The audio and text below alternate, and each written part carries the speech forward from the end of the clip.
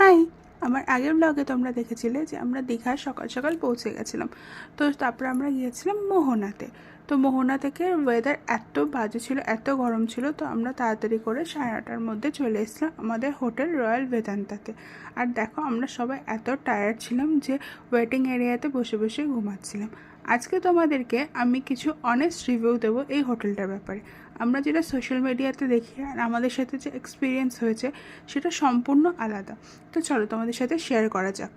আমার এক ফ্রেন্ডের হাজব্যান্ড অনলাইন থেকে হোটেলটাকে কিন্তু বুক করেছিল।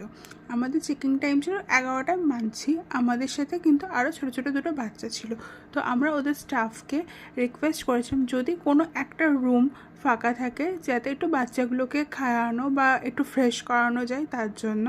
তো ওরা আমাদেরকে কিন্তু কোনো রকমের কোঅপারেট করেনি। ইনফ্যাক্ট আমরা এটাও বলেছিলাম যে যদি আমাদের কাছ থেকে একটু এক্সট্রা চার্জেস নিয়ে যে কোনো একটা রুমও ছেড়ে দেয় ওনারা, তাহলে কিন্তু খুব সুবিধা হবে। কিন্তু 11টা বেজে গেল, 11:30 বেজে গেল, 12:45 অলমোস্ট বেজে গেল, ওরা কিন্তু রুম তখনও ক্লিন করে উঠতে পারেনি। এবং আমরা যখন চেকিং করি তখনও কিন্তু আমাদের রুম পরিষ্কার হয়নি। আর এটা ছিল আমার রুম থেকে রুমের ভিউ। এই হোটেলটার মধ্যে আমার এই একটা জিনিসই ভালো লেগেছে, যেটা হলো রুমের ভিউ। আর ট্রাস্ট মি, এর যে সুইমিং পুলটা অত্যাধিক ছোট, মানে একটা টাইমে এর ঘাড়ে ও ওর ঘাড়ে সে, এইভাবে আমরা করছিলাম। মানে একদমই সত্যি কথা, আমাদের কারোরই ভালো লাগেনি। প্লাস এখানকার স্টাফেদের বিহেভিয়ার একদমই ভালো ছিল না। ওদেরকে কোনো কিছু রিকোয়েস্ট করলে সেটা তো পাওয়াই যাচ্ছিল না। খাবার অর্ডার করলে 1 ঘন্টা 2 ঘন্টা প্রায় ওয়েট করতে হচ্ছিল।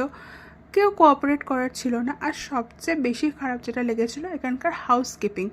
আমাদের রুম পরপর 2 দিন যেহেতু আমরা বুক করেছিলাম, 2 দিনের মধ্যে একটা দিনও ক্লিন করার জন্য আসেনি। একদিন শুধু এসেছিলো সন্ধ্যেবেলাতে একটু ক্লিন করে দিয়ে চলে গেছে। পরের দিন দীঘার মতো জায়গা, বালি, জল, সুইমিং পুল সব কিছুতে রুমগুলোর অবস্থা খুব স্যাঁতস্যাঁতে হয়ে গেছিলো। আমরা বারবার বলছিলাম যে একটু রুম ক্লিন করে দিতে। আর তার মধ্যে ঘটে গিয়েছিলো একটা অঘটন, একটা কাচের বটল একটা বাচ্চার কাছ থেকে ভেঙে গেছিলো।